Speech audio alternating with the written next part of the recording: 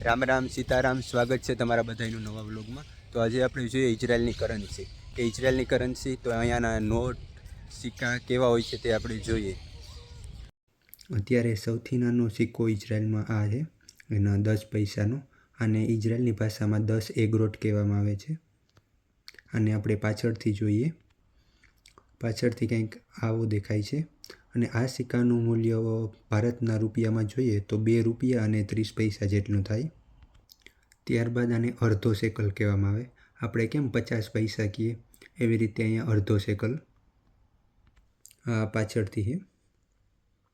આ સિક્કાનું મૂલ્ય રૂપિયામાં જોઈએ તો 11 રૂપિયા અને 50 પૈસા જેવું થાય છે ભારતના રૂપિયામાં।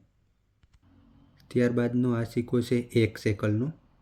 તો આનું આપણે જોઈએ રૂપિયામાં તો અત્યારે 1 શેકલનો ભાવ આપણે જોઈએ તો 22 અને 23ને વચ્ચે જોવા મળે। અત્યારે આપણે દાખલા તરીકે 23 રૂપિયા ધારી લઈએ। ત્યારબાદ જોઈએ તો આ છે 5 શેકલનો કોઈન, જે આપણે ભારતના રૂપિયામાં જઈએ તો 115 રૂપિયા જેવું થાય છે, જેને પાછળથી આવી રીતે જોઈ શકાય।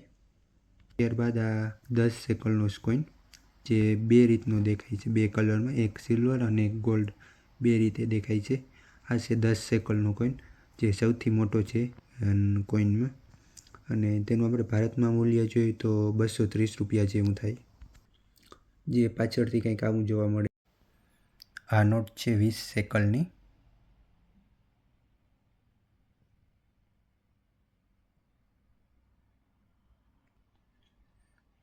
આ નોટનું મૂલ્ય ભારતના રૂપિયામાં જોઈએ તો 460 રૂપિયા જેવું થાય છે।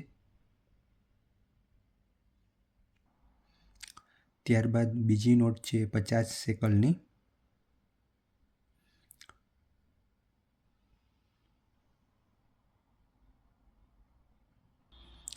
આ નોટનું મૂલ્ય ભારતના રૂપિયામાં જોઈએ તો 1150 રૂપિયા જેવું થાય।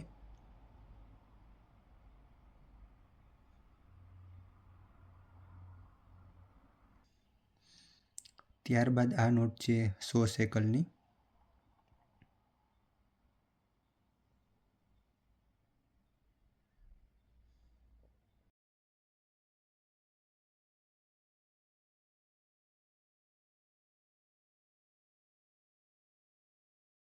આ નોટનું ભારતમાં મૂલ્ય જોઈએ તો 2300 રૂપિયા જેવું થાય છે।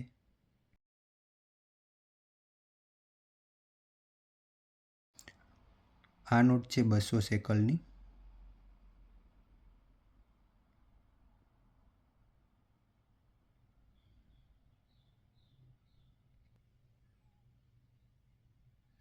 આ નોટનું મૂલ્ય ભારતના રૂપિયામાં જોઈએ તો 4700 જેવું થાય છે।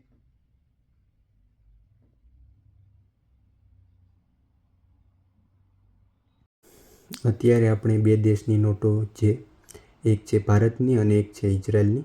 તો આમાં બંનેમાં એક કોમન તફાવત જોવા મળે છે કે જે ઇઝરાયલની નોટોમાં આપણે અલગ અલગ ક્રાંતિકારીઓના ફોટા જોવા મળે અલગ અલગ નોટમાં, અને ભારતની નોટમાં આપણે એક જ જોવા મળે, મહાત્મા ગાંધીજીનો ફોટો।